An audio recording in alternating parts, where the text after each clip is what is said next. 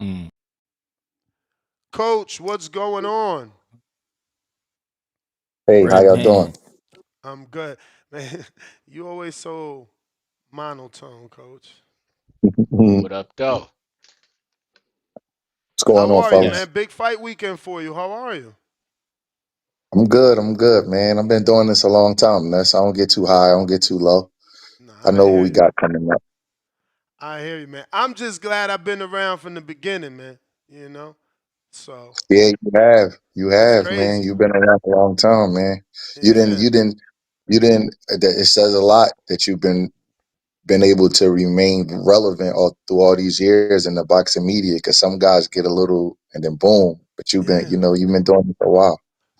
Yeah. Consistency, man. Floyd Mayweather, hard work, dedication, man. I'm here every day, twice a day, you know, doing what Mm-hmm. it do. It's easy when it's your passion, and it's truly my passion. So, having you on the show is a pleasure and a treat because, man, I think back, I feel like the first time I went to see you and Kyrone, he was sparring boots, and I didn't even know. You had to tell me after I got home and I see in my own videos like, oh shit, that is a young Boots at Danny's gym in the second floor.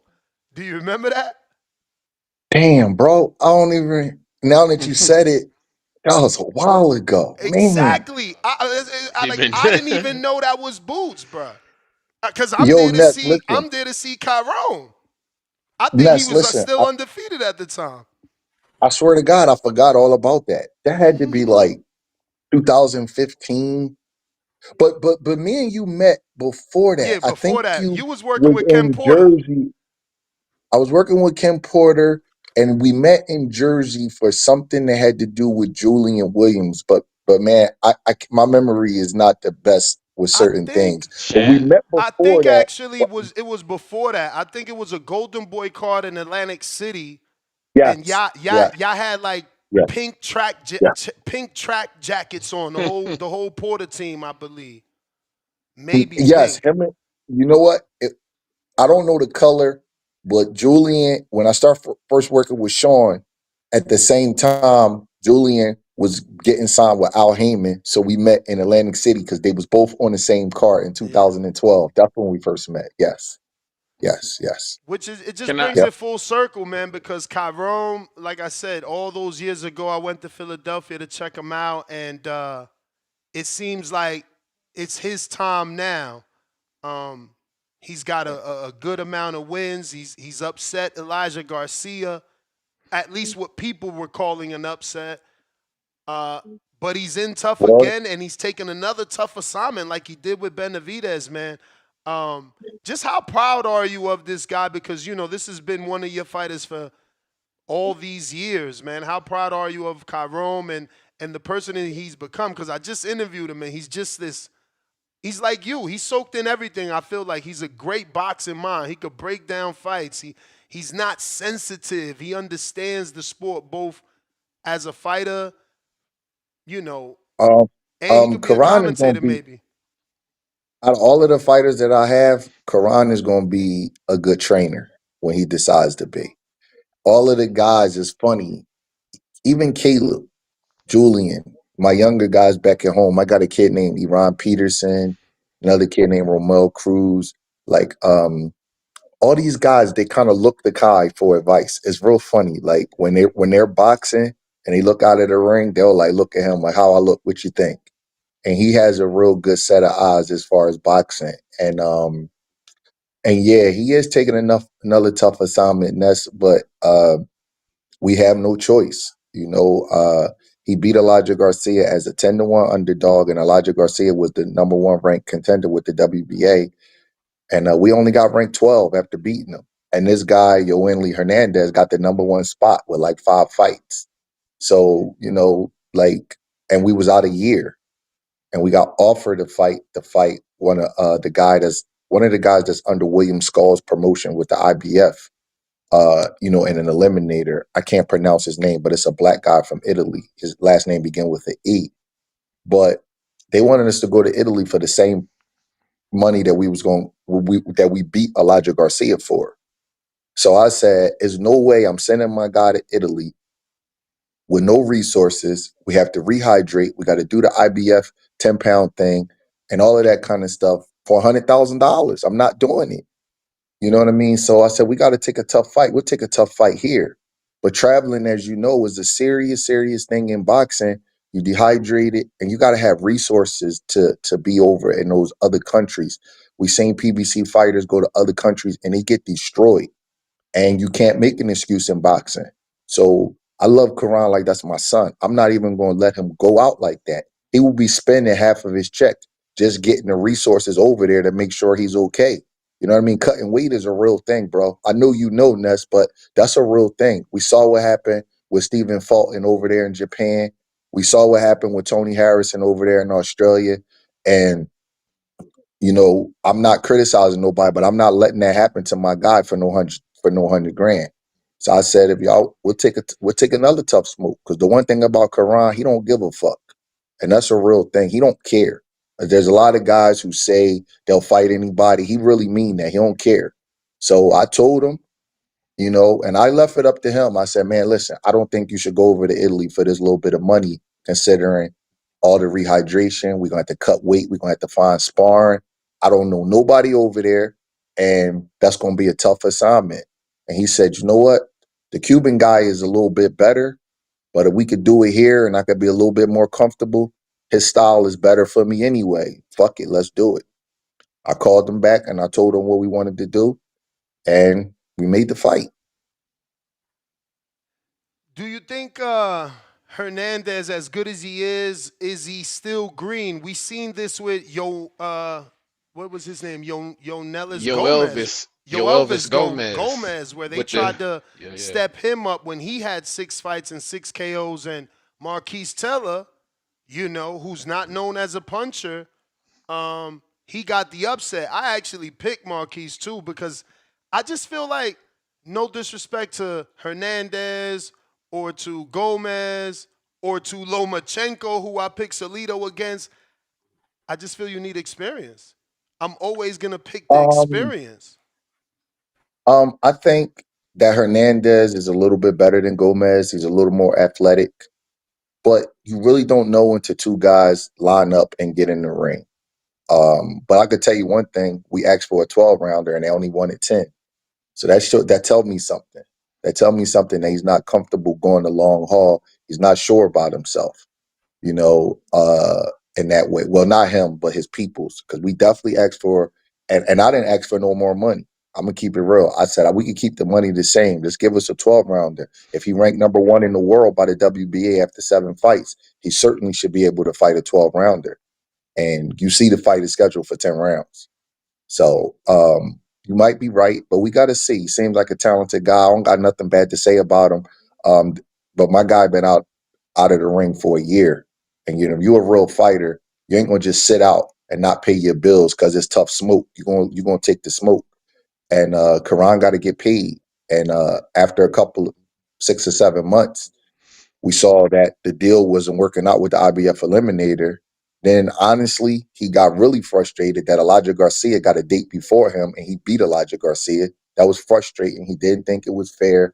And I had to really talk to him about it. And I told him life ain't fair. You can't feel bad for yourself in boxing, but sometimes that certain fighters are favored. It's just how, I mean, there's no other way to go around it. The guy who lost the fight and came in the ring, and plus missed weight by 3 pounds, got to fight before the guy who beat him clean. So I couldn't justify it. I just told him you can't feel sorry for yourself, and we got to just move on. So I do think that the Cuban's a good fighter. Obviously, we're 4-1 underdog. He's not a turkey, but it's boxing, and you got to be willing to take these kind of tough fights, especially when you're in a position that Karan is in. Some guys can pick and choose who they fight, and some guys can't. And Karan hasn't been able to in his career, despite him being a 3-time national champion and being the number one guy at 165 when he came out the amateurs in 2013-14. He just, he's had some tough matchmaking, but he's never lost a fight at 160, and we had a good camp, and I'm confident going in. And if the Cuban is the real deal, we'll see. And if he's not, he's gonna get exposed and beat up. We'll see. We'll see Um, what happens. I know his manager, so I don't say this with any disrespect or to throw out speculation, but this is boxing. Jaime Munguia just tested. Is there testing for this fight? Cause You know, you know what? he got a I'm gonna fat keep it ass real with neck. you. I'm gonna keep it real. He got that neck It like he a it it, it look linebacker. it looked disproportionate to his body, don't it? I noticed it too. He's Listen, skinny I don't fuck everywhere else. around, man. I'm a straight shooter, man. I Listen, told Franchon Cruz, like, is you testing that girl look like she on something? Sure enough, she Something, was man. on something. That don't mean I'm gonna be right this time, but he got listen to that this. football neck. Listen, I seen his neck and I said to myself, that neck is disproportionate with his body. That's a skinny dude, a tall, skinny dude with a neck of a 250-pound man. Um, the testing is the one thing that I did get. I'm not gonna lie. I asked for I Let's asked for go, coach. I asked for Karan to be the A side. I didn't get it. I asked for 12 rounds. I didn't get it, but I was able to get the testing. Now, how many times they tested and all that kind of stuff? I think Karan got tested a couple of times. I'm on his whereabout forums. I haven't got a call from Vada as far as where he's at or whatever, but we did get some semblance of testing. So we'll see. You know what, Ness? I don't even like talking about that stuff in front of my fighters. I just take care of it because I don't say I'm the cleanest coach around, but it ain't nobody cleaner than me. And I'm gonna give you a great statistic, Ness. I'm gonna give you one that's just gonna make you say, there has not been one time, and nobody will refute what I'm about to say, that a team has asked me for testing before I asked them for testing. I have always been a part of the team that initiated the drug testing with every single one of my guys who are at the level to test. That should tell you something because it's not always about what you say, it's what you don't say. And sometimes I'll wait and I'll say, damn, I'm wondering if they're going to ask. I'm wondering if they're going to ask. When the fight gets proposed, that shit don't ever be the other team saying, hey guys, when we going to start putting a needle in our arm? When we gonna call Vada? When we gonna call Margaret Goodman? It's always me asking. Not one time, no other trainer or manager could ever say that they was fighting a Stephen Edwards trained or managed fighter that they asked me first. And I got the emails and the receipts to prove it. Nobody ever asked me first, Ness. And when I ask, it's always like, oh, okay, we could do it. And I always say to my mind, why the fuck do y'all trust us so much where you don't want to test? And listen, I'm gonna say this one more thing. And 90% of the time, it's my guy coming in on the B side. And you know as well as I know the A side can get whatever they want. They never asked us for testing. Ever. Nobody, no team ever has asked me first for it. Hmm. And I'm just gonna leave that right there. Y'all don't even got a comment. Not one time has a team asked me first for I do want to ask, why is testing so important to you? Just to have your opinion over it out there, and accessible for people to hear. Why has drug testing been so important that you've been your track record, you spoke about it yourself. So why is it so important? it. The number one reason that's is because I'm a clean coach. That's the number one reason. And I have a genuine affinity for every fighter that I train. I don't train a fighter that I don't care for as a person. And I got these young men's life literally in my hands. And I don't want them to go into the ring with a person that's on PEDs. And people make light of it and they say different things. PEDs don't help this, PEDs don't help that. They're just not educated. PEDs, they're called performance enhancement drugs for a reason. They have PEDs out here that can help everything. They have PEDs out here that allow your bones to become more dense. If your bones is more dense, then that means it's harder to break through your skull to get to your brain. It's harder to break through your ribs to get to your lungs. There are literal PEDs out here for everything. And the number one thing that they out here for is sports recovery. So you can work as hard as you want to work. And then the next day, you're not even tired. You can keep doing it again. And if you do that through 8 weeks, you're going to be facing a monster in the ring. So to answer you, I'm a clean coach. It's just that simple. And I don't want to see none of my guys go into the ring at an unfair advantage. And in this era, the proof is in the pudding. You see it all the time. And I don't have the luxury that other coaches have. I don't have the luxury to have guys get tested and get positive for PEDs and keep getting jobs over and over again. And we see it happen with certain trainers and managers. They just get it over. Don't none of them never know that they guys is on drugs. I don't want to be that. Whatever my accomplishments are, they just gonna be what they are. But one thing that nobody gonna be able to say about me is that I cheated or there was any suspicion of one of my fighters cheating. Because I'm telling you right now, if one of my fighters tests positive, I'm not training them no more. Because when you do that, you put yourself in a position like you condoning it and you co-signing it. So if one of my guys tests positive and I know he used something and it wasn't like some random, like somebody put a little something in a coffee, a stimulant or something, and they didn't know it, it wasn't something that's absolutely provable, I'm out. Because you ruining my brand and you ruining the fighting that I do Damn, did he get a call? behind the Not, scenes to try to get you got the full. And it hasn't happened in 15 years, and God willing that it won't happen. mm. Man, I want to let y'all in so bad, but it just feels like I'm in a rock and a hard place because Go ahead, again, go I know ahead. the manager of Hernandez, but hearing you say what you say, I can't help but tell you that he he spars Canelo. You Hmm. understand? So That's no bueno. you saying I'm A, I wouldn't train someone that pop. Reynoso continues to train someone that pop. You saying you don't want to be associated. He has another person in Jaime that pop, and now the person you're fighting is his sparring partner. You know, and I know Well, the manager. I hope Big Rob. This is. I mean, this the interview just went this direction. It's you not know like what? this is what I'm I don't. looking for. Let's listen. I don't know the manager, and I don't want you to damage your friendship with him because I'm not accusing nobody of nothing. So you don't. I understand you got a relationship with him.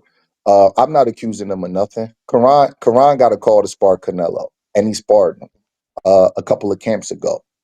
So Canelo has a lot of sparring partners, but it's always a suspicion. And I'm not gonna lie, I did see the guy's neck, and I said, man, his neck is disproportionate to the way his body look because he's a tall, skinny kid with a huge neck. But I'm gonna tell you something. That's what you do in the dark, come to the light. And I believe Karan gonna knock this guy out late, Wow. and we'll see. Yeah, How they many say he's a times? Cause puncher. you actually good at breakdowns. How many times have you given predictions on your own fighter? Um, I'm usually right, and I don't really know. I can't give you a good number, but I believe there's going to be a tough, hard, brutal fight, and I think Karan is going to knock him out in around the eighth or ninth round and shut everybody up. And there's going to be a lot of silence and a lot of they're going to be asking us what we on PEDs, even though I'm the one that asked for the test. But I think he's going to knock him out. I do. I believe that this guy. I hope this guy is the killer that they say he is. I hope he come and do everything that they say he's gonna do. And if he win, you know me, Ness. I'm gonna tip my hat to him and I'm gonna shake his hand, and that's just gonna be the end of it. But I believe in my guy, and I believe Karan gonna stop him late. I think it's gonna be tight. I think it's gonna be a tough fight. You don't win 2 amateur world championships and not be good. It's obvious that the guy got talent. But I just think it's my guy's time. And I hear little things that you saying, man, and it's good karma and bad karma. And if they was fucking around on drugs and doing some things like that, then when they get in the ring, they're not gonna feel as confident no more. Because my guy do it without drugs. So we asked for testing and they gave us testing, and hopefully the testing was thorough and they put a needle in his arm a bunch of times and it deterred them if they was doing something.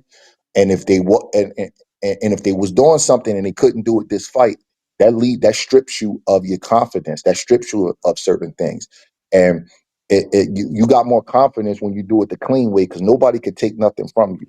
I'm gonna give you an example of something else. In different states, there's different rules for wrapping hands. In Nevada, they let you put tape on the hands, then gauze, then tape, which is called stacking because it forms a different kind of base on the hands, right? But in Pennsylvania, where I'm from, you can't wrap hands like that. Ness, I'm gonna keep it real with you. I wrap hands the Okay, correct way Ohio. in every state. I put gauze, then tape, and that's it. You know why I do that? So my guys don't feel like they have an advantage and they can only fight at certain places because boxing is in a guy's mind. And if he know that, oh man, Breadman can't wrap my hands the way he did when we fought over there in East Bumble Click, he's not going to have the same confidence. So every fight, I wrap hands the same way, and there's not one commission that says, no, man, we can't do that here. Because all I put down is gauze and then tape. Then I put it between the knuckles, and that's it. And all these other places, they got all these fancy things. You should see some of the hands that's being put. These guys is literally building cash on these guys' hands. And whenever I say something, oh, it's not over the knuckles, it doesn't matter. It does matter because it's making the weapon that you're striking with harder. It's making the Yep. weapon harder when you can put tape around. It's holding the bones together harder. And then when it gets wet, it's becoming a cast. But that's a story for another day. But I never do it because I don't want my guys to think they got a mental disadvantage and they can only fight in certain places. And that's the same thing with PEDs. If you, no matter what we speculate and what we know and what we think we know, a person knows what they did. And if you got to go in the ring without that advantage after you've been having it, we all see how funny guys look when they know they don't have that advantage no more. So if he was doing it and he can't do it now, that's a plus for us.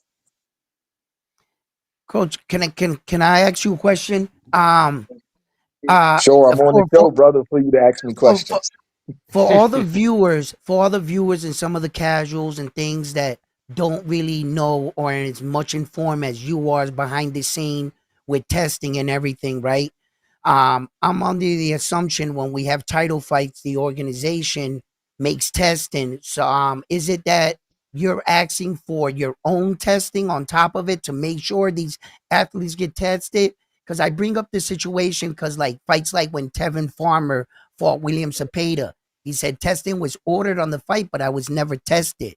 So, is this a form of you making sure you keep the other fighters on the up and up by introducing another testing, or how does this work?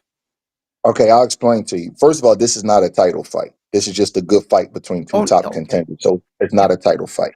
So here's how testing works. This is why it's wrong in boxing. Testing is negotiated between the teams. Okay. So let's say my team, I'm fighting your team, right? Somebody from my team will call you or email you and say, we agree on the purse, we agree on the site, we agree on the date. The last thing that we agree on the weight of the fight. The last thing we agree on is the testing. The reason why testing is counterproductive in boxing, I want you guys to hear me real good. In no other sport do the competitors decide when they get tested, only in boxing. So Mm, conceivably, let's say right now is what, May, right? Let's say that me and Ness is going to fight for the cruiserweight title in December, right? And it's already planned, right? But we don't sign the contracts until maybe October, which is 8 weeks out, so we can start camp.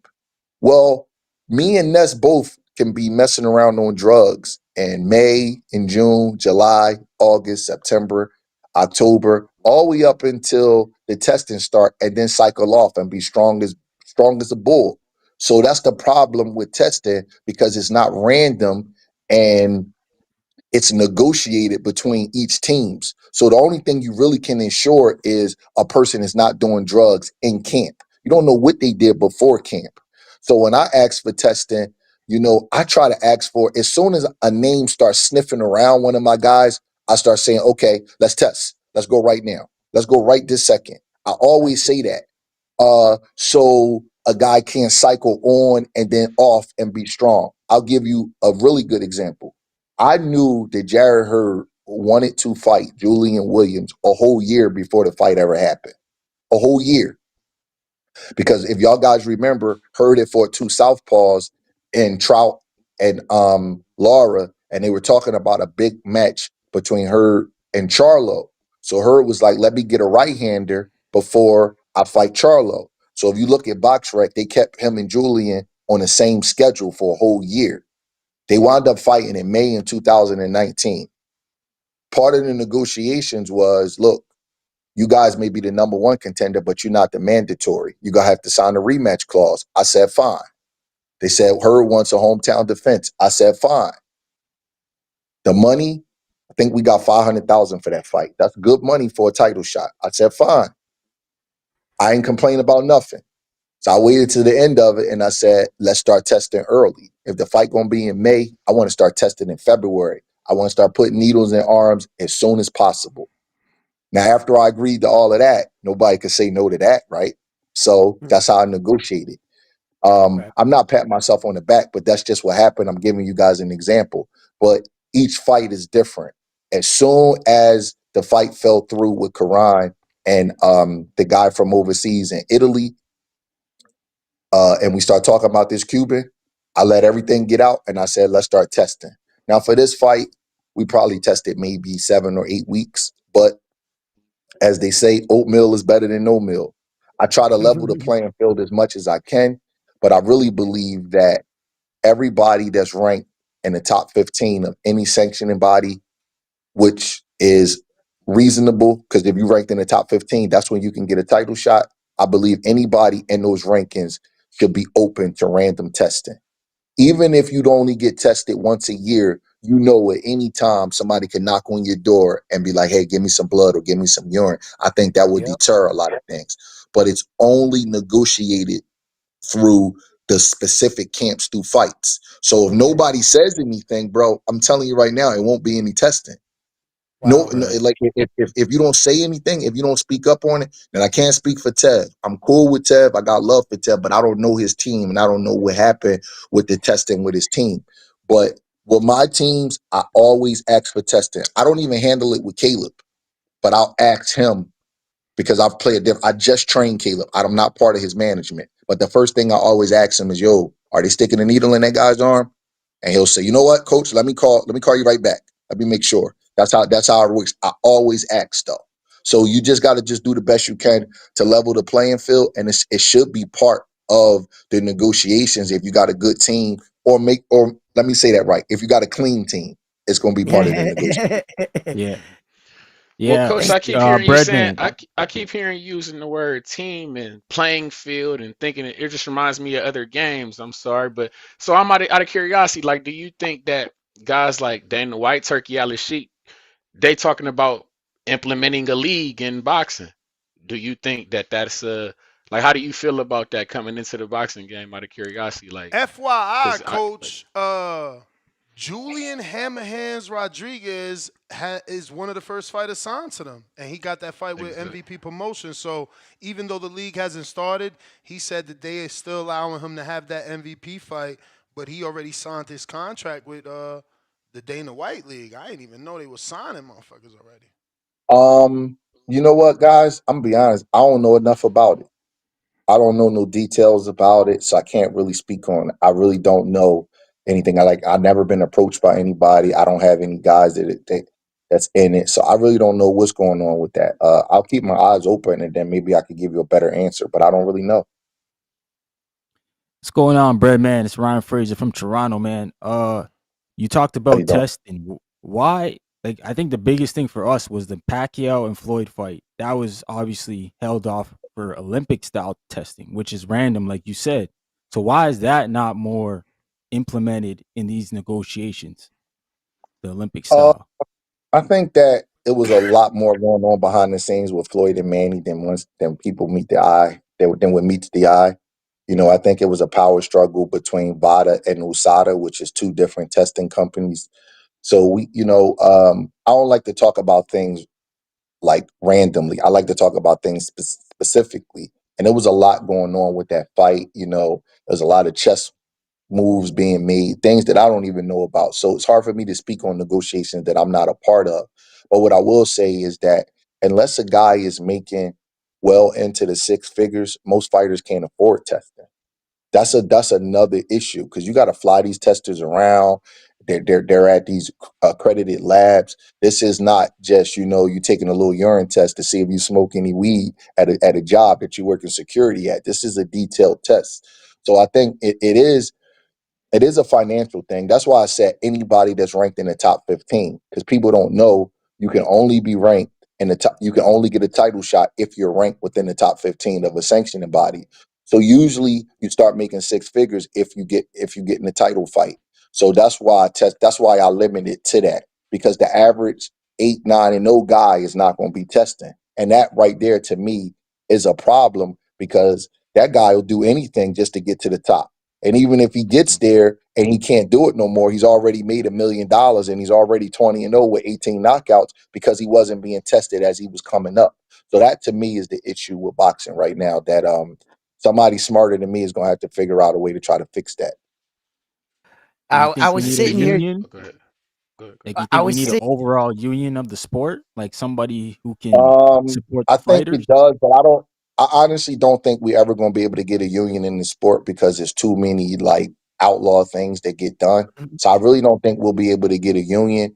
But I do think that if a powerful promoter has some integrity and requires certain testing by his fighters, and more importantly, if he's willing to turn his back on fighters that test positive, because you see these guys, right? They'll test positive, the promoter will make an excuse for them and bring them right back. So Yeah. if a promoter said to these guys to put it in their contracts, if you test positive, you lose your contract with me. I'm not messing with you no more, because the suspensions is not long enough. Because if you suspend the guy for a year and he's only fighting once every 8-9 months anyway, is being suspended a year really a big deal to that guy? Is really not. You know what I mean? Ryan Garcia was an inactive fighter anyway, so being suspended was no big deal. He got to come right back into a big fight.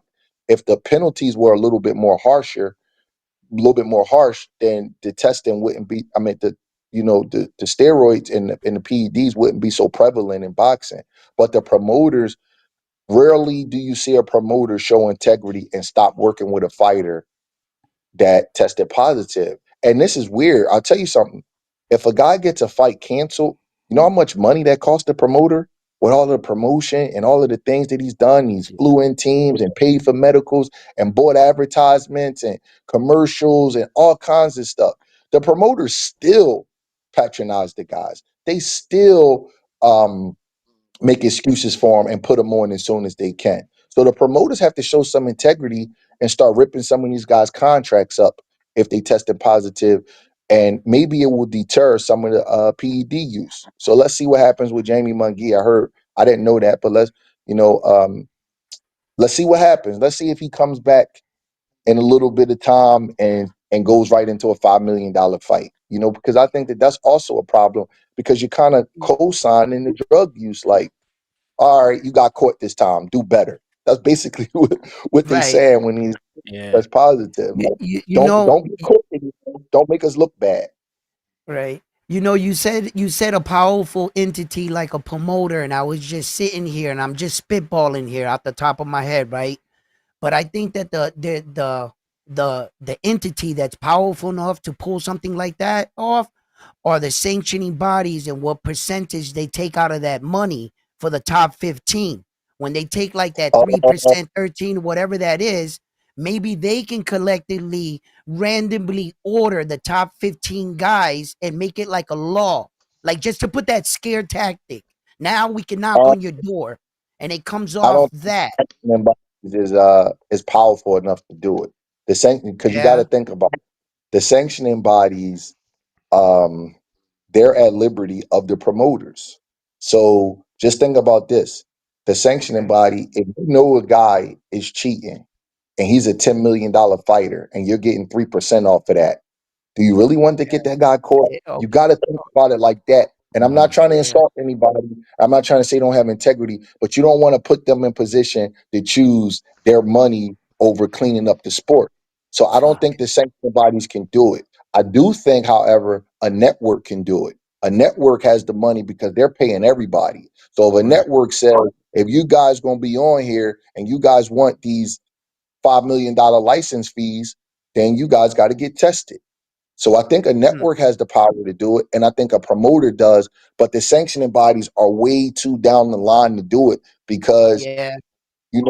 if a guy's coming up, I don't know if y'all know this, but your manager and promoter, they go to these conventions at the sanctioning bodies, and they give your names to the sanctioning body and tell why you should be promoted, or they do it through email. So if you got a Yeah. guy that's a hot commodity and he's coming up, and the sanctioning body says, well, you got to be tested, and he's dirty, he just won't try to go for that belt. Do you understand what I'm saying? He'll say, you Yeah. know Right. what? The WBO is testing. I'm not going to go for them. I want to be the WBA champion, or vice versa. You know what I'm saying? So I like your idea, but it probably wouldn't work with the sanctioning bodies, because all you do is just navigate away from the sanctioning bodies that's making you test. Hey, Breadman, what do you think about that whole system? I mean, I was on here telling Ness, I think the ranking system needs a whole revamp. Like, I don't understand you just standing up there. Yeah, we should be number 5 because we beat 2 guys this year. That don't make no sense to me. It should matter who you beat.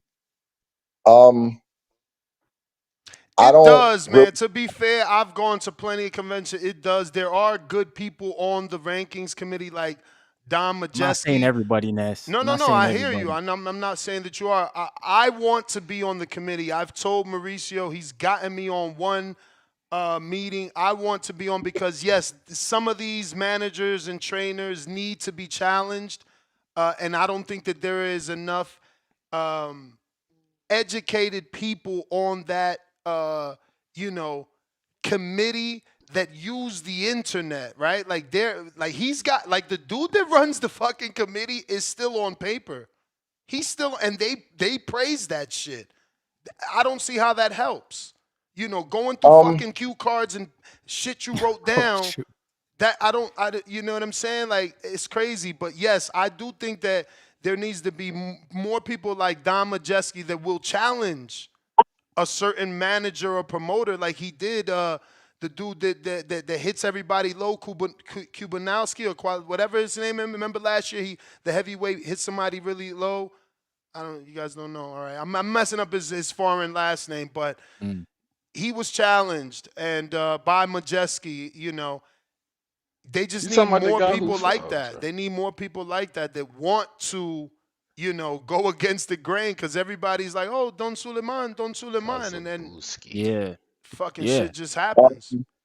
I think that the system should be more transparent. I think, like, I agree with you, though. I agree exactly what you said, Ness, but I just think it should be more transparent, and you need more qualified people doing the rankings.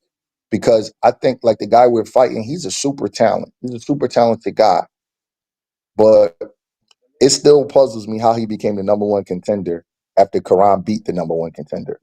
And Karan got ranked 12 and he got ranked number 1. I still don't know how that happened with just 5 or 6. So it was confusing to me. I was like, damn, what kind of, I just want to know, like, the math and the formula that they came up with to rank him number 1. So if we had, like, a more transparent system, then I will be able to be more comfortable with the rankings. But sometimes you'll get a really good guy that's ranked number 1, and then sometimes you'll be like, damn, you'll say to yourself, Ness, I know you say this, damn, his promoter and manager must got some serious money, because there's nowhere in the world he should be ranked number 1. I Word. And you mean, Yeah. say that. Hernandez. And Who did Hernandez beat? Yeah. yeah, so it does make you wonder. It just Again, it's like you said. I think it feels like the networks, because of the knockouts, want him in position. Same thing with Elijah Garcia. He had the right look. He's the right nationality, and he was stopping people. They need yo, that. It's a formula. listen to this, Ness. I'm glad you said that. Because if I say it, I'm glad you said it. Because when Bro, Elijah Garcia was I've ranked been number saying, 1, you know, you teach Kyrone so well and he absorbs it so well. I had an interview with him and I felt everything you said. I said to him and he's like, "Nah, I'm not mad." Knowing I know you mad, and then you come and say you mad, because it's like, I said, Kai, how you not mad? This man got a fight before you when you beat him. And they bring him yo, back. And Kai played it listen, off great. Like, I'm not mad, listen. man. You know what? You know why I tell him? You know why I tell him that? I say never get too high and never get too low. And what's for you is gonna get to you. But at a certain point, some of this shit is fucked up. It really is. And they had that Terrell Gausha fight in the hole for the longest time. And the only reason why it didn't, because it didn't go off a lot earlier, was because of they needed a main event, because that's not a really main event fight. It's more of a co-main type of fight. But it was a slap in Karan's face that boy got the fight before he did. The boy missed weight and he got his ass beat, and Karan's out a year looking for a fight. It was. There's no way. There's no other way to say it or try to justify it. Karan should have fought before him, and he should have had a suitable opponent. But we got to fight another killer, and that's cool. You know what I'm saying? Sometimes, man, when And you he know, got to fight Terrell Gausha. I know. I'll, It's like And he lost Yeah. in hey, our wait a opinion minute. because I ain't, Hey, wait a he minute. got hood Hey, wait a minute. Garcia got hoods put on his ass. You hear Hey, me? wait a minute. But He lost the fight and got a gift. And let me tell Yeah. y'all something else. Let me yeah. tell you something else.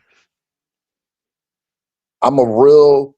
I want you to look at me after the fight with Karan and Elijah Garcia, Ness. I couldn't even get that happy because John McKay out of New York gave Elijah Garcia 8 rounds. How is it possible to give Wow. Elijah Garcia 8 rounds in a fight where Karan won 8 rounds? I turned around and looked at John McKay. I just looked at him. He put his head down and got up because the other judges didn't ride along with what he was doing. That's a real thing. I went to the commissioner after the fight and I said, man, that man need to be suspended. That's a Yeah. corrupt scorecard. It's not Right. possible to give It's Elijah not Garcia 8 rounds. Elijah Garcia's family knew he lost that fight. They came up to me after the fight and shook our hands. It's not possible. That possible. Right. it was a judge in the bag that fight. I said that to him, and the commissioner, he was respectful. He was like, "Well, we probably." I don't want to say what he said because that's not. I I know. shouldn't divulge We what he just said. know that But I'm in Ohio, coach, and I'm in Ohio, so that's a real good shade. You know, we took special interest in that fight. You understand me? As an Terrell Ohio Garcia is my man. guy, My man, he's I from like he's Terrell. from Cleveland. I'm from Toledo, so that we took very that here in Toledo we were very upset about that. That wasn't right. And I do want to ask you, considering that this fighter that you got, you say he got 6 fights, 6-0. I know that we was just talking about guys getting ranked with better intelligence.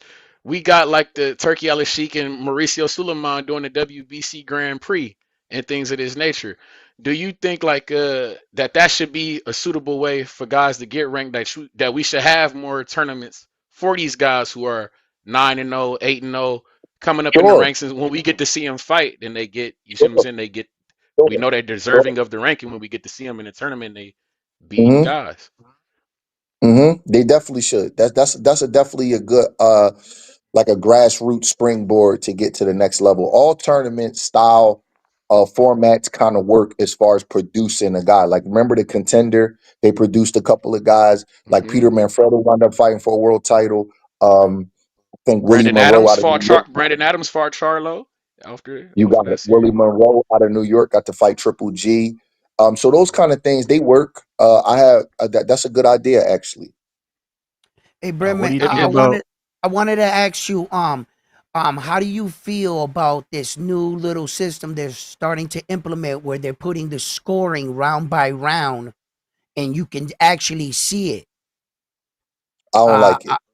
you don't like I it, don't, I'm not a but it fan won't. of that because what it's going to do is it's going to create like a thing where if a fighter is up by too much, what hmm he's going to do is he's just going to like run the clock out like they do in basketball or run the clock out like they do in football. I know everybody thinks that is cool, but I'm telling you guys, if you guys research this, they did it for Canelo versus Trout in San Antonio, Texas. I know that because I was there. Julian Williams fought on the undercard. He fought a guy named Deshaun Johnson. I got a weird memory. I could remember stuff like that. But they was announcing the scorecards after I think maybe every 3 or 4 rounds. It takes the suspense out of everything. Boxing is a unique sport. So there's a suspense to waiting to see what the judges say at the end of the fight. And even though it's a lot of bad scorecards being written out, if you if a guy is up 8 rounds to 2 going into the 11th round, bro, I'm telling you right now, I'm gonna tell my fighter, just milk the clock. We won. Don't take a chance. And it's gonna kill boxing as far yeah, as the but excitement doesn't and the that interest. but doesn't that make the other fighter fight harder because he It's know more he's down aggressive. and he now he got to Uh, go for gusto. you know what, Yeah. Ness? That's a good point. But the other guy is gonna take. It's hard to stop a guy that's It's not trying one to to be stop. authentic. Like we're Yeah, gonna see a lot of William Skull kind of stuff, but with the guy winning. You know what I'm saying? Because William Skull didn't perform well versus Canelo, and I'm a guy who likes boxers. But does anybody really want to see that in a big fight? So I don't I'm want to not see a it, fan but coach, as a trainer, are you blaming William Skull and not the fucking pound for pound fighter? He got to cut the ring off. Yeah, That's Canelo Canelo's made the fault. effort. We here to see him. I'm paying to see him. He's disgraceful, not William Skull. I don't know fucking William Skull. My $90 was because Canelo. And you can't You cut know the what, ring Ness? off. You like this and you looking like this and you looking at Atlas Sheik and you looking at the ref and you nodding your head. What the fuck? I don't pay for that. Ness, Ness, I'm gonna be honest with you. That's crazy. It's on both of them. It's on both of them. It's not just on Canelo and it's not just on William Right. Skull. He the I just pound for use William pound Skull fighter, because not William Skull. He got all the tools and all the tricks. Ness, He's supposed it to know don't better. matter. William Skull is a world champion, and he has an obligation to try to win. They keep records for a reason. So I'm being fair with you. It's on both of them because it's on Canelo. He should have fought harder. He should have tried better to cut the ring off. But I just want to just be fair and objective. William Skull probably ruin his career. Canelo gonna go Yeah. get to make another $150 million. William Skull is not. So the same way we are paying to go see Canelo, William Skull just ruined his career by putting on one of the worst champions. This was a unification fight. He was a world champion. As a world champion, you do have an obligation to try to win the fight and not just run out the clock. So I'm not saying it was all William Skull's fault, but he has to take a lot of responsibility for that because Canelo is going to go get to be at more big fights. There is no network executive ever that's going to put a black Cuban on named William Skull that fights the way he fought ever again. It's not going to happen. And I got to Yeah. bring up race because race is important because It's a fact. there's never been like a Caribbean superstar as a black fighter. As good as Mike McCallum and Simon Brown, all those guys they wasn't superstars. They was just really good fighters. Tito So William Skull, Trinidad. He was black and Caribbean. Yeah, Puerto Puerto Rico, but Puerto Rico, He's I Latin. wasn't We Puerto consider him Rico. Latin here, and that's what No, we no, no, that's Yeah, no, Latin. no, no, no. listen, I Puerto thought, Rico, Dominican Republic, Jamaica. That's the listen, Caribbean. Even It is a Cuba. Caribbean, but yeah, I see It what you're is, listen. saying, man. but like when we hear Puerto No, Rico, go ahead, no, Karan. you're right, but most Puerto Ricans are considered Latino, but that's fine. Yeah, If you want to put Tito in there, that's fine. But usually they say great Latino fighters. But I'm talking facts. about Hmm. more of the black islands like Jamaica, Bahamas, Cuba. For as good as the Cubans is, none of them ever became superstars. So William Skull hurt himself also. He really did, whether you want to acknowledge it or not. Right. Canelo gonna go make another 100 million no matter who he fight, and gonna be able to say, "Dude ran. If you stand in front of me, I'm gonna let my hands go," which he would. He gonna go make that money against Terence Crawford. So while Canelo should have cut the ring off, William Skull has to know that that's his only opportunity. And he got to fight better. If you're being fair and honest, I still want you to, as a trainer, tell me what Canelo could have done. Because he made it uh, seem like I I'm can't gonna do tell you what nothing. he could have done. I'm gonna tell you what he could have done. He could have stopped being so entitled, stopped being lazy, and tried to knock the dude out and fought a little bit harder. But Yeah. I'm being honest, Canelo got like 60 something fights. He's small for the weight. He always wearing a knee brace. He's on the other side of his prime, whether people want to acknowledge that or not. And that's exactly why I think Terence Crawford is going to beat him. Because Canelo does not have that gear anymore that he had when he was fighting Billy Joe Sanders and Caleb Plant to cut the ring off against a guy that's moving. He don't have that gear no more. That's why he's been the distance for 6 fights in a row. He's not letting guys go the distance. They're going the distance because he don't have that gear anymore. So it was frustrating to him because he didn't want to look stupid because he knows he don't have that gear no more. Because William Skull is big and he's athletic. And Canelo didn't feel like chasing no big athletic guy around the ring. That's why he didn't do it. That's the honest truth. He don't have it no more in him to cut the ring off. And that's why I'm picking Terence Crawford to beat him. I ain't Wasn't even it Coach, like can I? listen. 'Can6 in the morning? I? Okay, Hold on, go hold ahead. on, Time hold out. on, Time out. hold on, because Mic we drop. about Mic to drop. we about to go fucking viral. Listen, I wouldn't even be asking this if you didn't give us the education 30 minutes ago. So you know what I'm saying? I'm just good at what I do, like Bud say. But you said if a fighter's taking that long out the ring, he could be doing something. Bud ain't take no Oh fight since wow. Madrid off. Wow. Shout Nah, out to fuck that. SNAC. He Y'all is. He scared has to, been signed. y'all scared to ask the question. Y'all scared He's to been ask the signed to SNAC. question. I You mean, really he's been gonna associated with insinuate that? He SNAC. gave us the education. It's Y'all true. scared to ask the question. I mean, are you thinking It's of that true. behind your mind? Is he ain't fight since Madrimov. He got to build himself up. You specifically saying there's steroids to make your bone density. I mean, sound like an And opportunity. we've been hearing him associated with SNAC as well too. Just throwing that out Yeah, there. Oh We I have see. man, been I don't seeing. do that. That whole y'all terrible. game I'm just saying some association. guys we know how the SNAC program is viewed, and I'm just saying that we have seen him. You see Let what me say I'm this. just saying. I no way. I don't know how we got on Bud's being on stage. I don't think Bud is a dirty fighter. I'm not going nowhere near that. I know. Okay. I don't even want to be associated with that. Say less. I'm Say less. I think Bud is a great fighter. I don't know why he's been out of the ring. I really don't know, but that's the last person I was thinking Well, I about would like because to. I would like to pivot. Then I would like to pivot, Coach. If no, can no, I let me ask you? finish my answer. Let me finish Okay, my I'm answer sorry. because Go I ahead. said a couple things I want to address. So I don't really. I know Ness, you got to get ratings on your show, but I definitely don't want to suggest that I think that Bud is on any type of PEDs. Not at all. So I want that to be clear.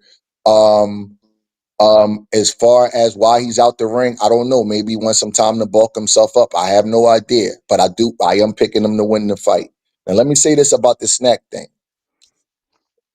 I've had fighters that are sponsored by SNAC. And I'm going to tell you something about the streets and I'm going to correlate all of this in. Drug dealers don't work for free.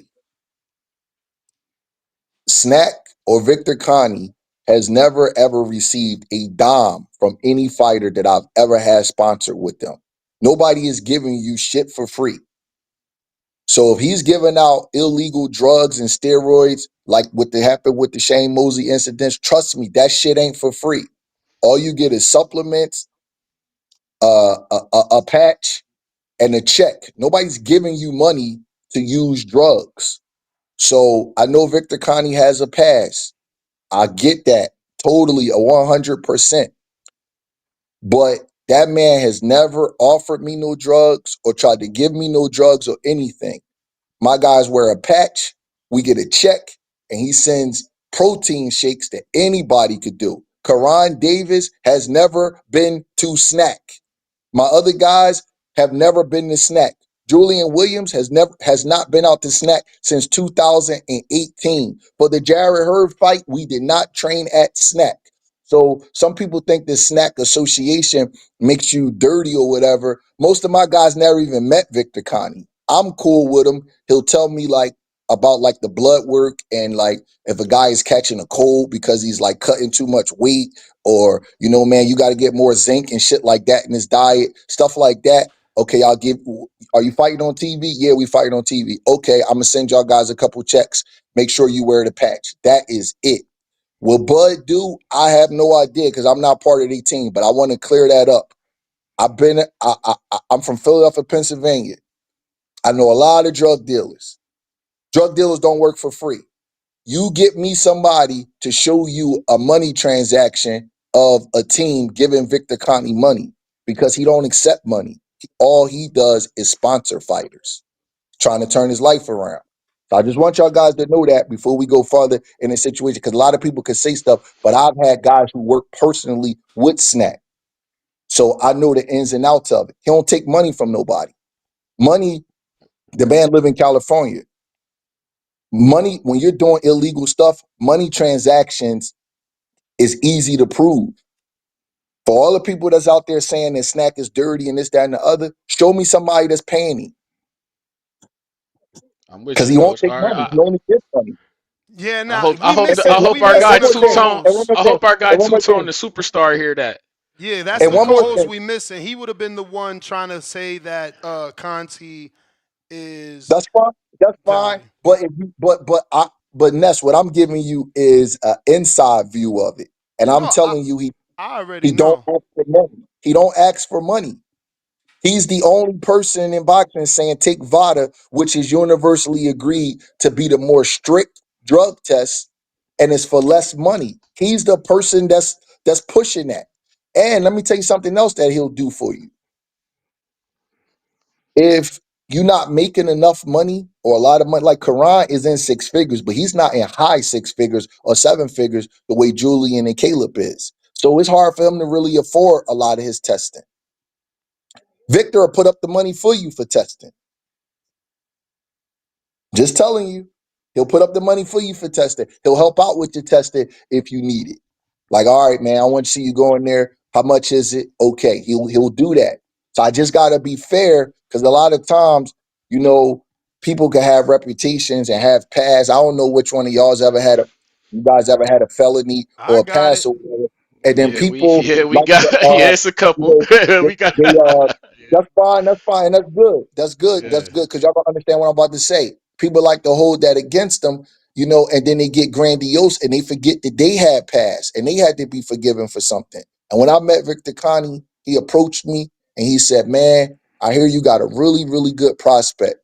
You know, tell me about it." I was at the weigh-in, and Sean Porter was fighting Devin Alexander in December. I wasn't training Sean at the time, but Julian Williams was on the undercard. And I told him about it. He said, "Well, let's do some blood work. Let's see what's going on with him. And, you know, maybe you guys could, maybe we could work together. Maybe I could help him out." That's what happens. Never been no drugs, no nothing. And he did help out. Julian used to get these horrible colds every time he cut weight. His skin would break out. And I'm like, I don't know what's wrong with him. He said he's lacking zinc. His white blood cells is going down. He's cutting too much weight. He explained those things to me, and it helped me as a trainer.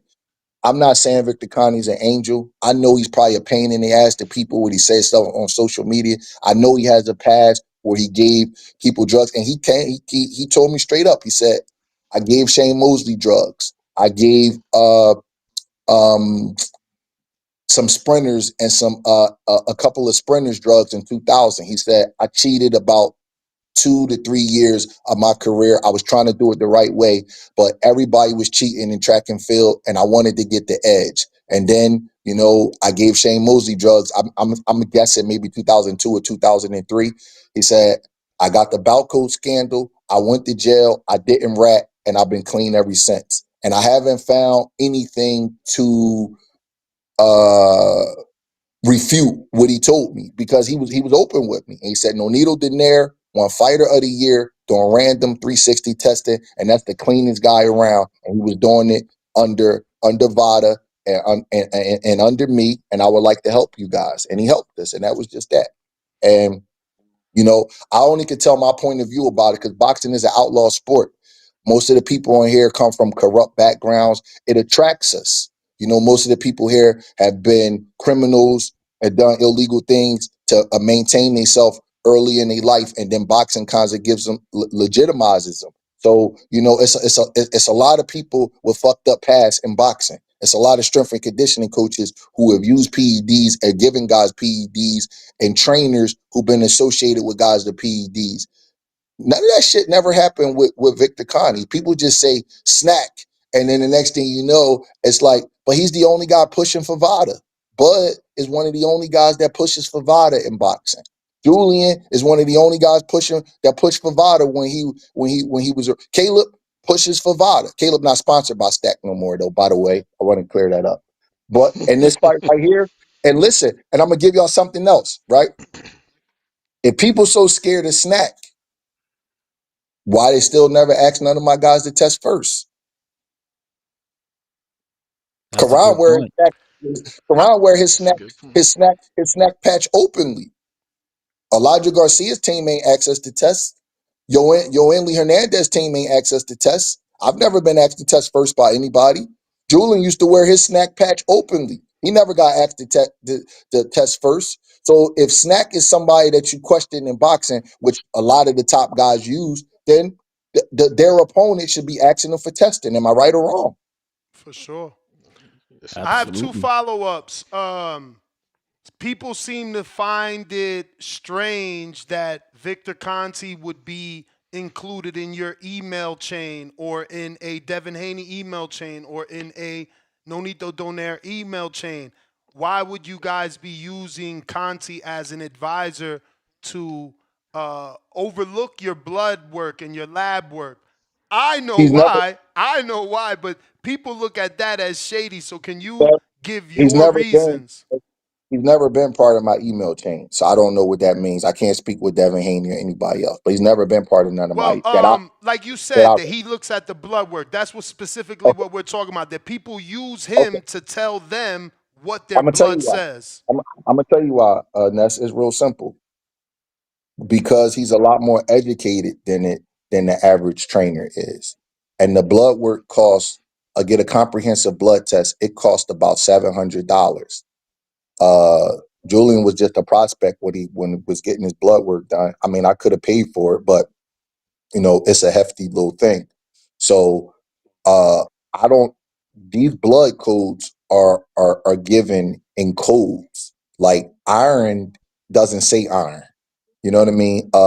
Potassium may not always say potassium. And then you have to learn to read the ranges, learn how to read the testosterone. You got to learn how to read all of this stuff. So you got to become educated in that. If I showed y'all one of these blood tests, I might as well be showing y'all something in Chinese, because it's not as simple to just to read and understand the ranges as everybody else. And fighters is putting their body through so much. They cutting all kinds of weight. They getting punched in the head. They getting punched in the organs. Then they got to put all their weight back on after the weigh-in. So it's no different than just getting. It's the same reason why the FBI hire ex-bank robbers to advise them, because they know the ins and outs of Bro, different I've things. used the same analogy. It's just like these boxing fans are hard-headed. They don't want to see that a person can change, bro. It's kind of like depressing. You ever see the movie The Town? You ever see the Of movie The Town? course. That's Awesome, one of my Yes. awesome favorite movie. movies, right? Ben Affleck. And a lot of the extras in that movie were people from that town, Charlestown, and they helped advise them to let them know what was real or what was not.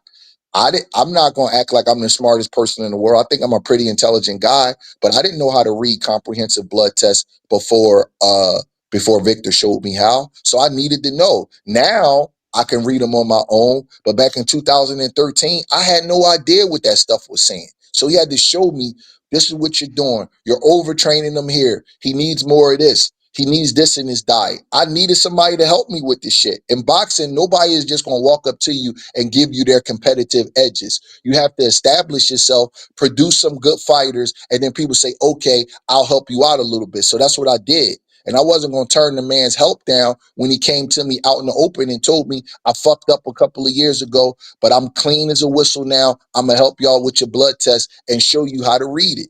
I didn't have nobody show me how to read it. When I came in boxing, bro, the trainers in Philly, they didn't even speak to me. And they're not educated enough to tell me, oh, Julian Williams is overtraining. Your red blood cell count, your white blood cell count is off. So I needed somebody to help me do that, and I did it. And that's just that. Now, again, I've used that same analogy of the feds hiring, criminals, hackers, things like that. People just Hey, don't get it. Ness, the biggest promoter in the history of boxing killed two dudes. This is Don crazy. King. Shout out Don King. Seriously. Don Midwest King. Mafia, you feel me? Yeah. My man said he's from Ohio. Don King got two Midwest bodies. Mafia. Shout We out. are in an outlaw sport. I'm telling, we in an Yeah. outlaw sport. Seriously, the biggest promoter in the history of boxing killed two people. The biggest star in boxing right now is Canelo, when he tested positive twice and he wasn't associated with Victor Kanye. Seriously. It's crazy how just people get fixated and they start saying one thing, and it's like some of the biggest stars in boxing is testing positive and had nothing to do with SNAC. Really? Has anybody ever come out and been like, yo, SNAC gave me something that they wasn't supposed to give me? Not once. Never. Shakur Stevenson was SNAC. Lorenzo Shields was SNAC. All these guys is Olympian. All these fighters are Olympians who had to be tested on a consistent basis. Think about that. Most of Robert Garcia's fighters are with SNAC. Don't nobody question that. Think about it. I'm just going here.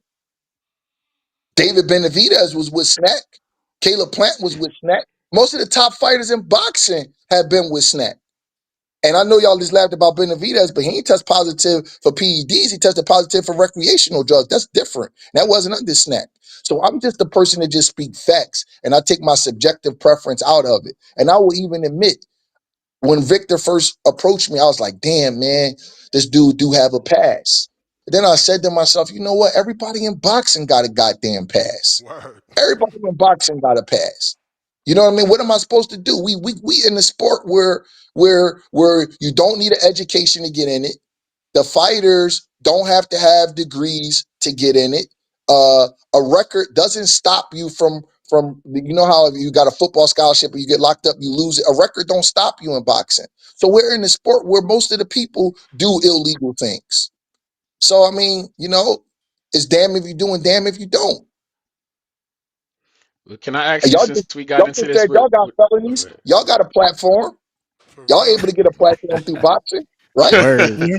Hey, yo, Word. Am I Breadman, right? so I Breadman, wanted I to just go ahead, bro. I wanted to take time to also shout out my sister Jim out there in Philly, Kingdom's Boxing Gym. I'm not sure if you're familiar with it. I'm not. I'm not. Mm-mm. Uh, But shout it's out a to them brothers, man. Shout out to her, but shout out to her. yeah. No, They just My sister Shout out Nikki to owns the Philly. gym down in North Philly. It used to be Tell her to called tell her to invite Fitness. me and my guys down, man, and we'll go down there for a workout. But I haven't heard of the gym, to be honest with you. I do want to ask you, Coach, since we got into this off the Bud talk, me and my guys, we got a little bit of conspiracy around here in Ohio, man. I ain't gonna hold you up, man. We saying that, what you think? Canelo say he put hands and hooves on Bud Crawford, man. We've been seeing Andre Ward bubbling up with these podcasts and things of this nature. His name been getting hot and things like this. We know Andre Ward and Bud Crawford. We know how tight they are. Do you think that Canelo Alvarez and Andre Ward is a possibility after the No, Crawford fight? Okay, only if Canelo wins. that's what I'm saying. We got a lot of people. This is Well, shout out to Birdman ain't Nestor. picking. He We ain't got a I picking think couple of it's a Canelo. guys who think, possibility. I think it's a yeah, we got a couple of possibility. guys who think Canelo gonna take it, man. That's what, yeah. So I think it's a possibility if Canelo wins because Andre Ward and Bud are close. But Canelo had to beat Bud first, and I know he's going to be the underdog, but I'm picking Bud to win that fight. how do you pick him to win that fight? Out of curiosity. I think that Canelo's real dangerous early. Canelo's a great fighter. I just think that it's just the timing of this fight is right for Bud. It's not. Even though I'm picking Bud, I think really highly of Canelo as a fighter. It's not easy to win titles from 154 to 175. A dude only about 5'7", so he's a great fighter. I got a lot of respect for him, but I think Bud is the better conditioned fighter. I think his feet are too agile. Even though he's smaller, he's taller, and he's longer. Uh, he's more physically strong than people give him credit for. And I think that as the fight wears on, Ness, I know you spend a lot of times in the gym, and people don't realize what I'm about to say. If the smaller guy can take the bigger guy's punches, the smaller guy has a distinct advantage because he's lugging around less mass, his stamina and his agility is usually better.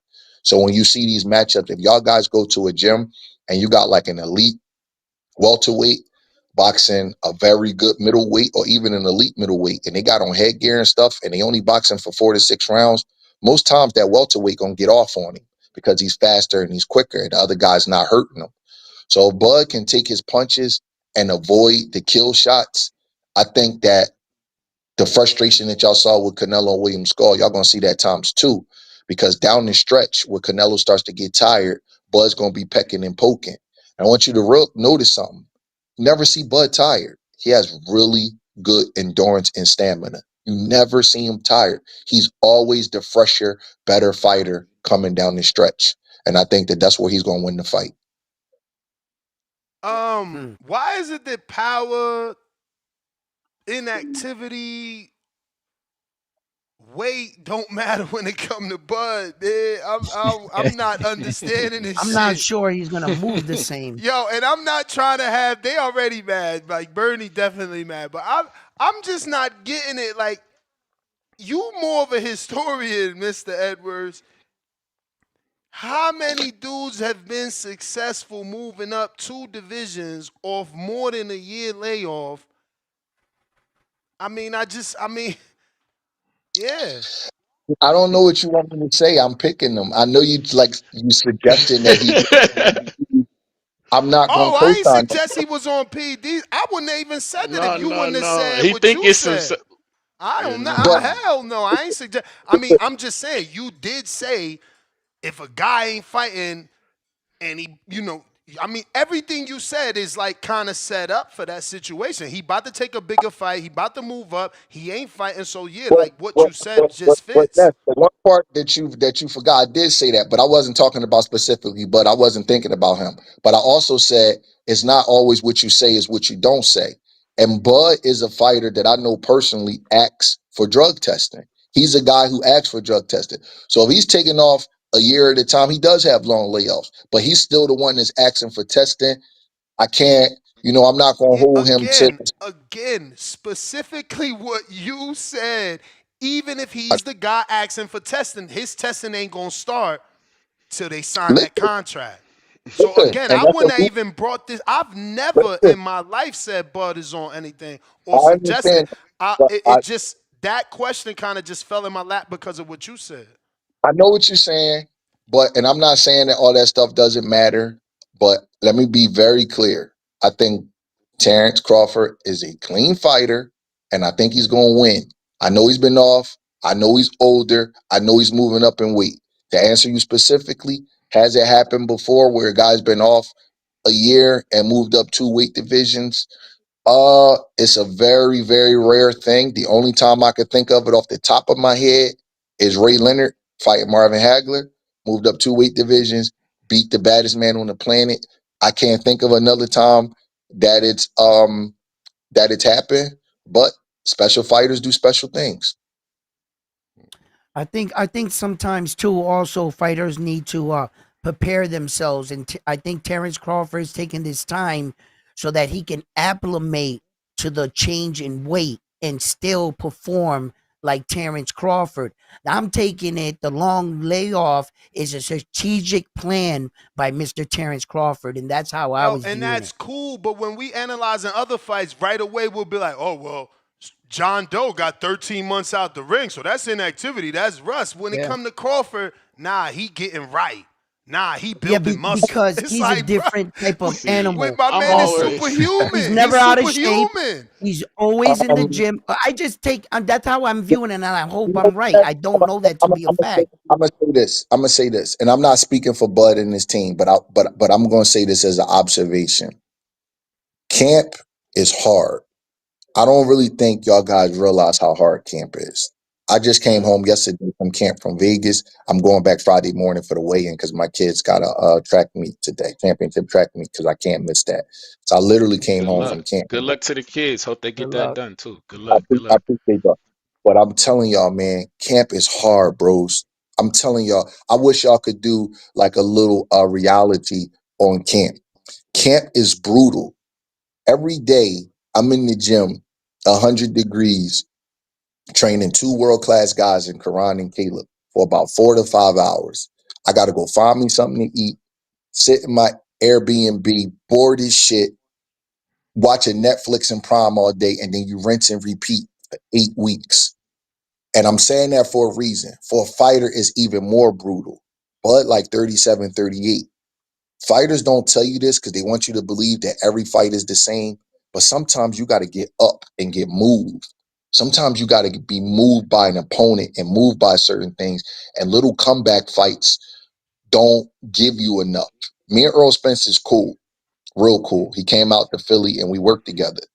And I've been knowing him for a long time because he's with PBC when Julian started with PBC. So we would see each other a long time. So we would always correspond on social media. We always had a good relationship. He told me personally, like, man, I'm not into no comeback fights.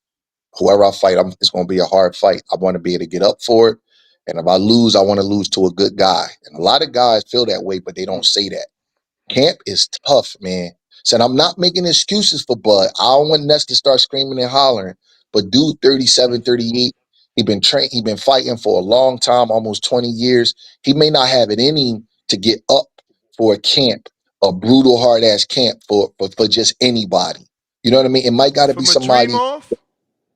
So can I Well, ask you, Coach? Oh, Oh, sorry. he ain't I even just. finished. He ain't even finished. Oh, I'm sorry. Go ahead. I'm uh, sorry. I didn't mean to cut you off. like Madrimov, I guess he wanted to win the title at 154, so he's like, okay, let me test the waters up here. But that probably wasn't one of his best performances.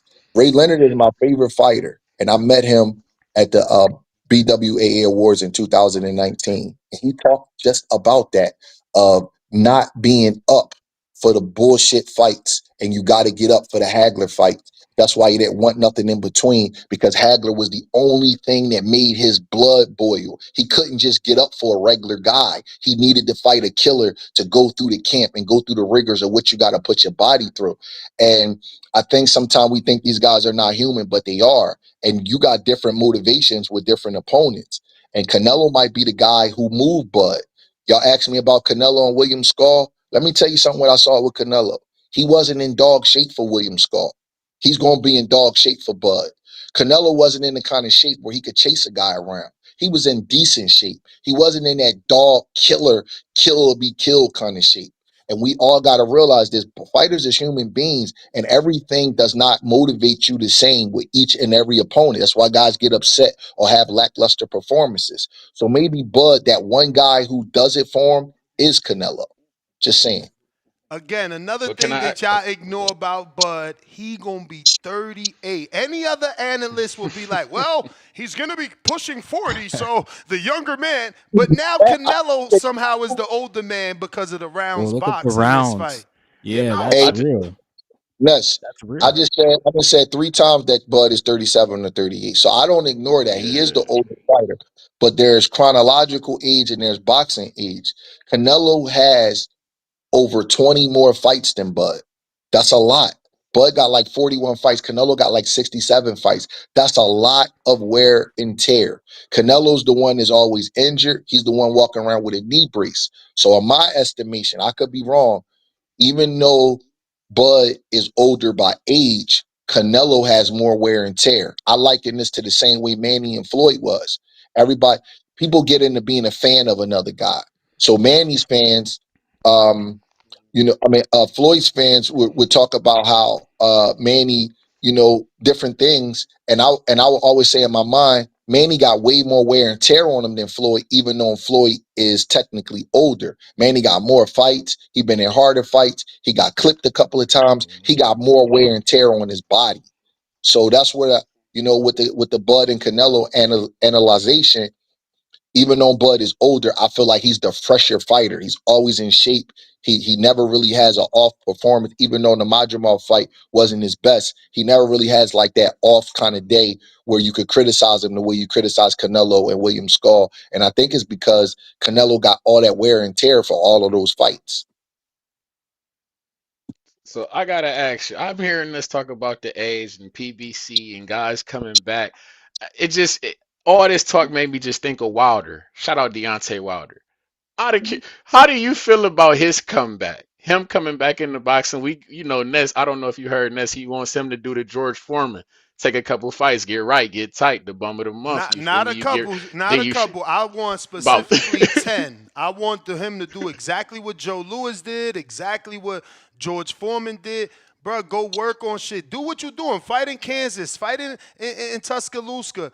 Work on shit, not on an elite level, then come back, man. You could do it. And he got the motivation of becoming, a heavyweight champ again at that old age, of 40 maybe.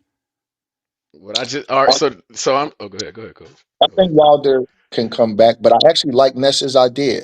I think that he needs like some refining, and sometimes you got to take a step back to take a step forward. And Wilder was missing some things technically, and I think that if he finds a trainer that can give him one-on-one time to sharpen the edges and do small things to get him better, I think he could be okay, because they could afford to bring a certain kind. When you could pick your guys, you can come back okay. When they pick your guys for you, it makes the comeback a little bit harder because you're not picking hand-picked opponents.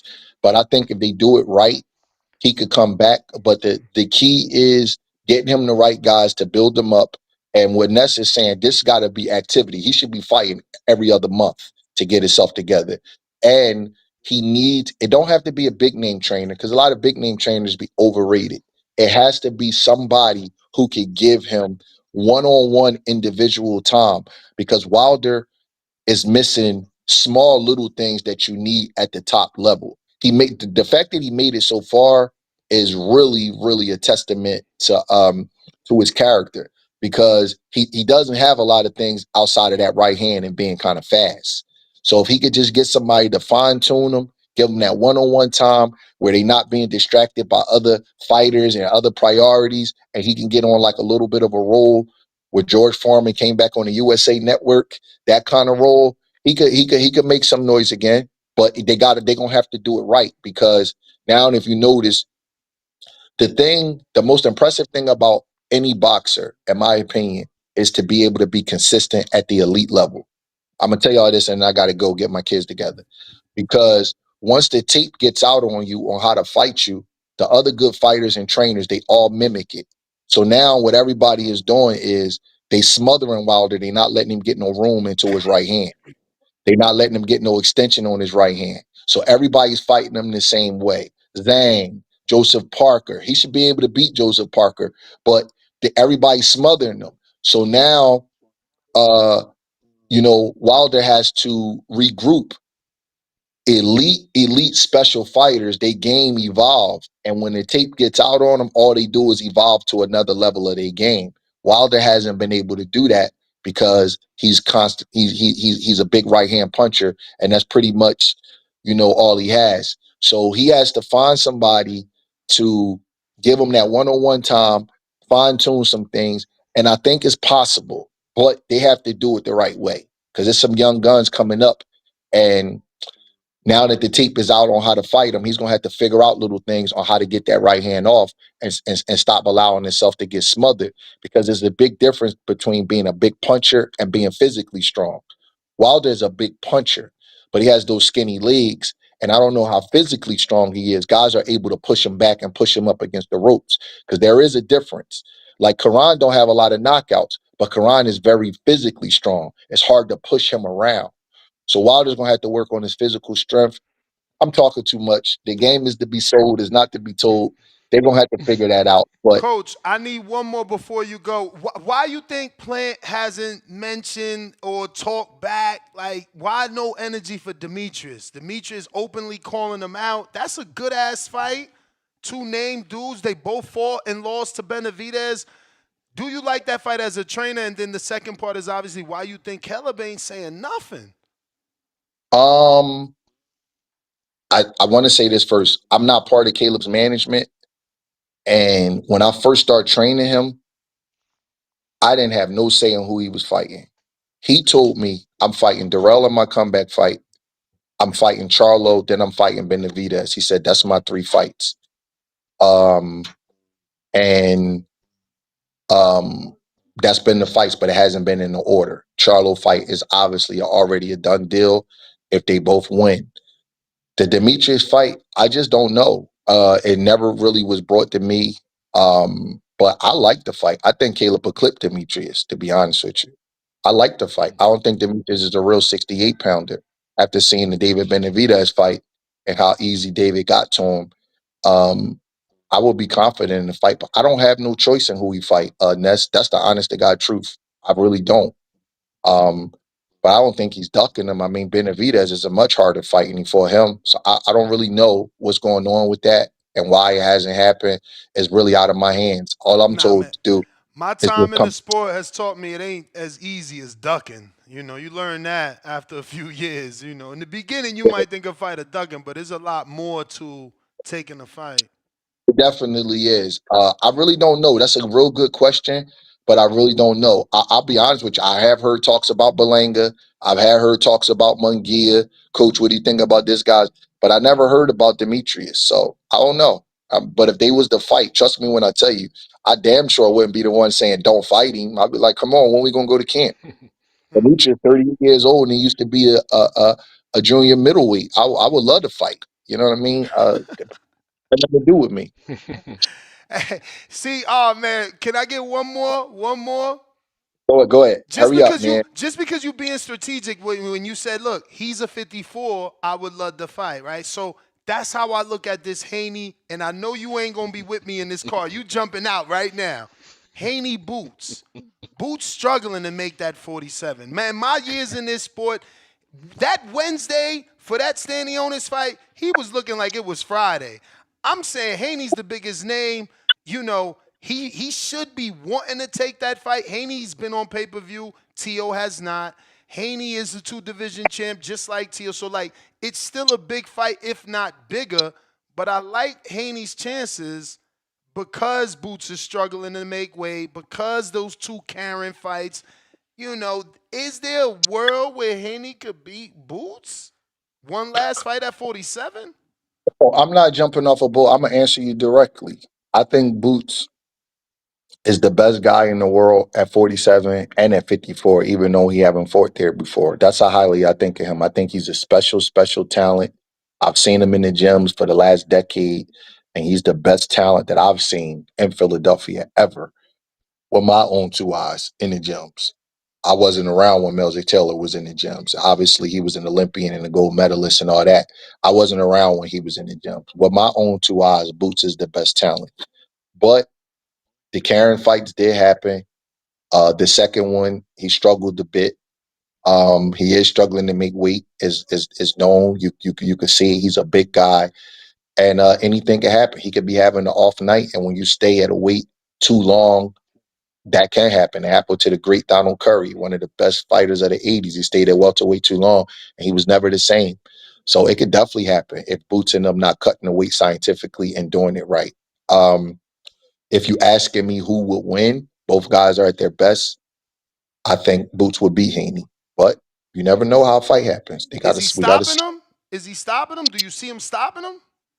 Um, I like Devin, man, but if Boots is right, I think Boots will hurt Devin. I don't think you realize how hard that kid punched, bro. I caught pads with him before.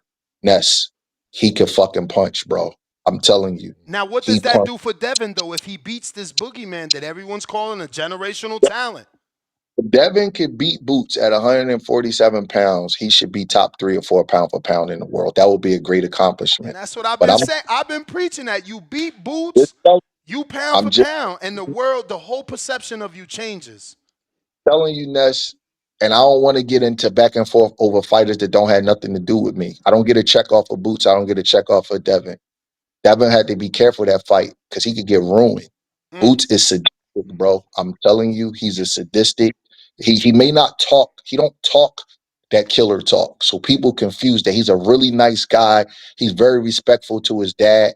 I don't even hear him cursing in the gym. He's always helping everybody out. But he's a mean motherfucker, bro. I'm telling you.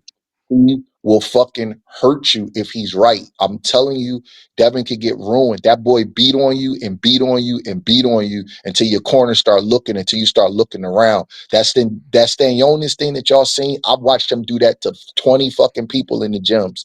Devin could get ruined if he don't have the durability to stand up to that. That boy is punching and he don't get tired. I'm telling you, you can get Devin hurt fucking around with him. And I'll tell you something else. You don't hear nobody who sparred them or boxed them talk shit. And there's a reason for that. None of them. None of the guys that get in the ring with them or really know them, they never. Sometimes you'll get But a you good don't feel fighter. like that Karen thing was a sign? Like he ran back to the smoke. No, listen, Karen. I think the Karen thing was a guy that we just all underrated. That's what I think. I think he's a But he guy that did it we twice. Remember, he could have said, "Fuck that! I'm going another direction. I don't want to fight him again." answer him. You asking my question. Karen is a man. Sometimes people are men. Sometimes, shit. Karan didn't get knocked down by Benavidez, and he took the fight on 2 weeks' notice and was begging me not to stop it. That don't mean Benavidez ain't no killer. That But don't that, mean he ain't but no that, but that mean maybe Kyrone could do better with a 6-8 week camp. maybe so. But what I'm saying is some guys got heart and they not scared. Karen not scared. I'm not saying people should be scared of Boots. What I'm saying is Devin's a young guy.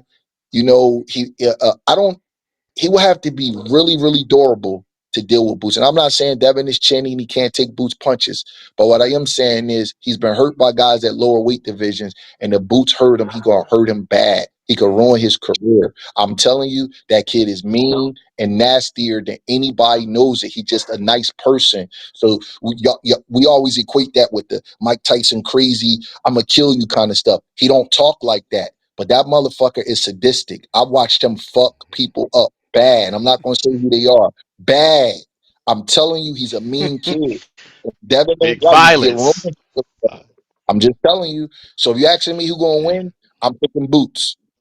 That's just my opinion. It's no offense to nobody. I'm picking Jerron Ennis to win if they fight. That's my clear answer. And So yes, you I do got believe nobody. So you got nobody for Boots from 147 to 154. Coach, you Ain't better no, nobody. ain't jump no out. smoke You for him. better jump out. We ain't gonna let you Yeah. leave.